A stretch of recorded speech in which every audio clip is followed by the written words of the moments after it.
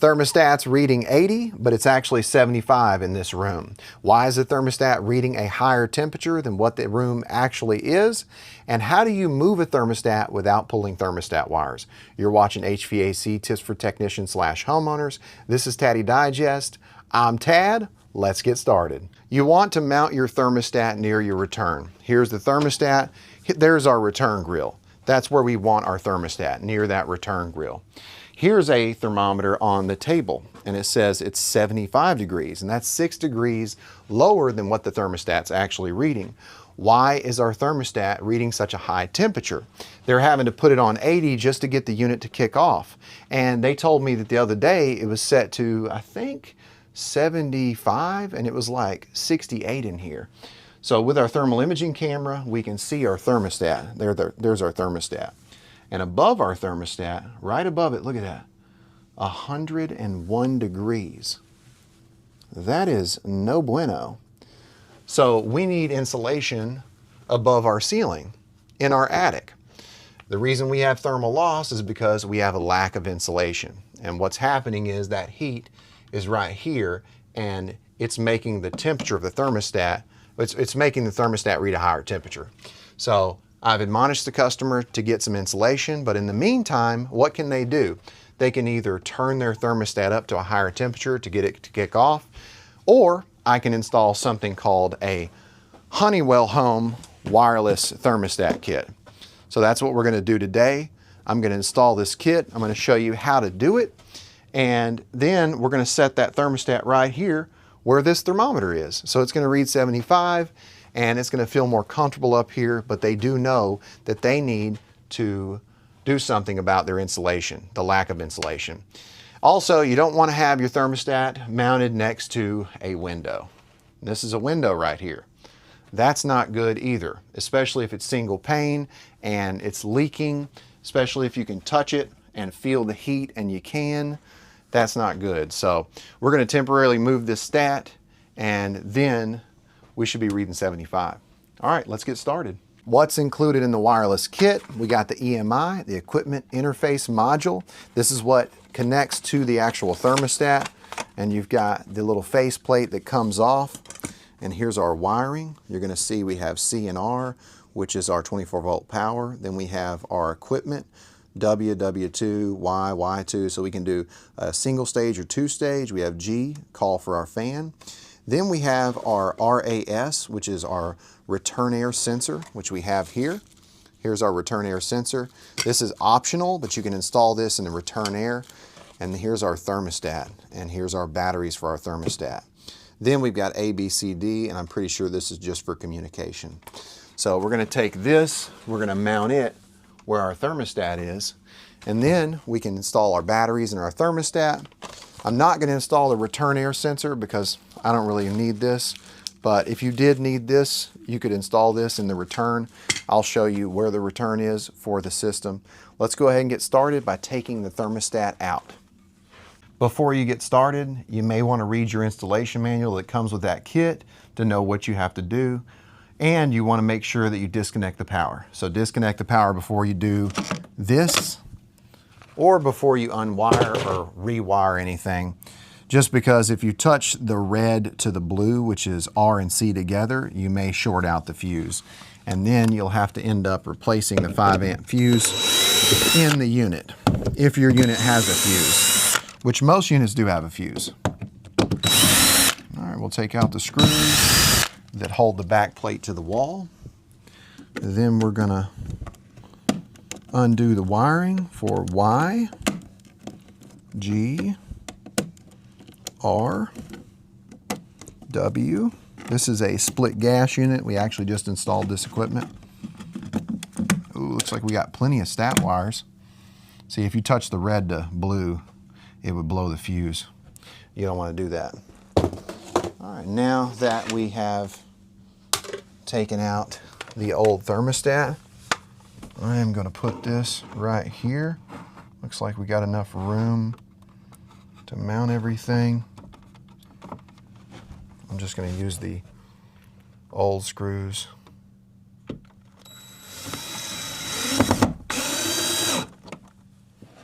And mount mount this to the wall. Make sure you use a level. Now that we've got it mounted to the wall, it's nice and level, let's connect the R and C, or the red and the blue, first. So let's go with the red. It should light up once we get these two wires connected.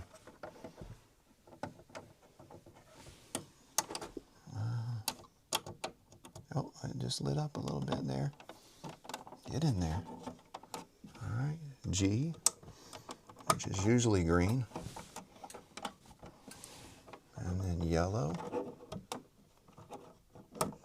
May need to use some needle nose pliers. That would probably work better than your fingers.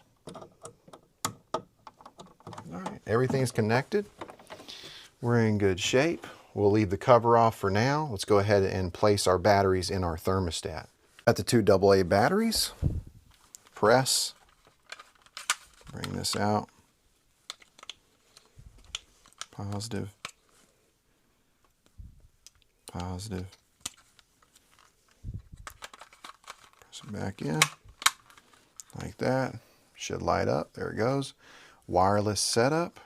Now when you see where it says wireless setup, you're going to hit next. And then we're going to hit next again. And then you're going to see where it says connect. And we're going to hit connect. And it's going to say wait, E138. We're going to come over here. We're going to hit the connect button. See how it's orange? Now it's green and it's flashing. If you hit connect, then you see an error code over here to the right that says 38. That means that you're not 2 feet away from the EIM, the equipment interface module. So what I had to do was I had to cancel and then push connect again. And now you can see that green light's flashing and it says connected on my thermostat. So now I'm going to hit the done button. Now we can see our indoor temperature and we can set up our thermostat. Now we're going to use our manual and we're going to enter the installer setup. How do we do that? We're going to hit the fan and up button. More than 3 seconds. It's going to show two numbers, one on the left, one on the right. This is the function, this is the option or the setting, right? So the first is zone. Well, we don't have a zone system, so we're going to hit next. Second is system type. One heat, one cool, conventional is what we need. So we're going to leave this. Next, changeover for reversing valve. Ours is going to energize in cooling. So, but we don't even have a heat pump, so really don't even have to worry about this. Now the rest of these, I'm not really worried about, except for number 12 right here. This is manual or auto changeover. I definitely want that feature. I want to have the automatic feature. And then Fahrenheit, I'm going to keep it to 0. All right, looks like we're in good shape. Oh yeah, delay. 15. Let's go over to page 15, our compressor time delay. I'm going to do that 1 minute. I don't like waiting. All right, done. All right, so if you push the system button, we can see we have cooling. We can set that temperature for whatever we want, say, 75. And then heat, we could set it for 65, and then go to auto, and both of those settings are saved. So I like that feature. We're going to go ahead and turn on cooling. 72. You can see it's cool on is blinking. As long as it's blinking, that means it's not active yet. Whenever it stops blinking and it's solid, that's when it energizes, right? The relay in the thermostat, and it calls for cooling. So power, but it doesn't say cool. We're going to wait a minute, and then that cool should light up green. Now it says cool on, and it's solid. We can put our little cover on. Looks pretty good. Covered up most of those holes where the other thermostat was. Now I can set this over here. And then we can come back and mount it on the wall wherever they want, or they can mount it wherever they want, or they can keep it on the table. That's one thing I like about this wireless kit. It's just really cool. So here's our supply, and here's our return coming in, and that's where we would mount our return air sensor. You'd have to have an extra 2 wires, so make sure you have the extra 2 wires, and you would have to have those at that board. Otherwise, you'd have to run 2 more wires from that return air sensor at the location where you mount it on the duct to the actual EIM, or Equipment Interface Module. I love the fact that we have these LEDs. That way we can know what operation we're in, right? Cooling operation, whether we're just using our fan or whether we're in the heat mode. And then if you don't have the power light on, well, we could have an issue. Unit might not have power. Now I'm going to show you one area that definitely needs to be sealed up, and I find this as a leaking spot in most homes. It is the attic access door. This is an attic access door. If we use a thermal camera, take a look. Look at that door. That is not good. That whole thing's leaking, and on the edges it's 103, in the middle it's 84. A way to fix this, maybe some weather stripping around the edges, and then a piece of foam board. That's a great thing to do. Let's take a look at this window. Window 93 and 78. That's not good. If we look at the wall, what's the wall? 81 at the most. So 10 degrees more on that window. So make sure you have low E windows, make sure you have double pane. Sometimes it's not a bad thermostat. Sometimes it's where the thermostat is placed. If it's placed near a window, there may be an issue. If there is no insulation behind the thermostat, maybe that could be the issue. Maybe it's not near the return, that could be the issue. So make sure you have good placement. It needs to be near the return. Make sure you have a good HVAC contractor that you work with or technician that has the ability to look at your ceiling, to look at your walls with a thermal imaging camera so you can see where you have that infiltration, where you have that thermal loss. Make sure if you're a technician, you have a thermal imaging camera. When I got a call from the customer right after we installed the equipment, they said, hey, I think the thermostat's bad and it's reading really, really high. And I said, how do you know? They said, well, I got a thermometer. It's in the middle of the room. And I'm like, oh, okay. So I come up here and I use my little temperature probe and I go right here above the thermostat. And I'm like, it's reading exactly what the thermostat's reading. So the thermostat's not reading off. And then I go up towards the ceiling with just this probe and it starts heating up. And I'm like, wow, we've got an issue. So I use my thermal imaging camera and I found that there is a lot of thermal loss, a lot of gaps and cracks that need to be sealed up, and they may need to have some blown in insulation. I always check insulation before I actually quote a job because I need to do that heat load calculation. I actually need to do the manual J calc. That way I know what the load is of the structure.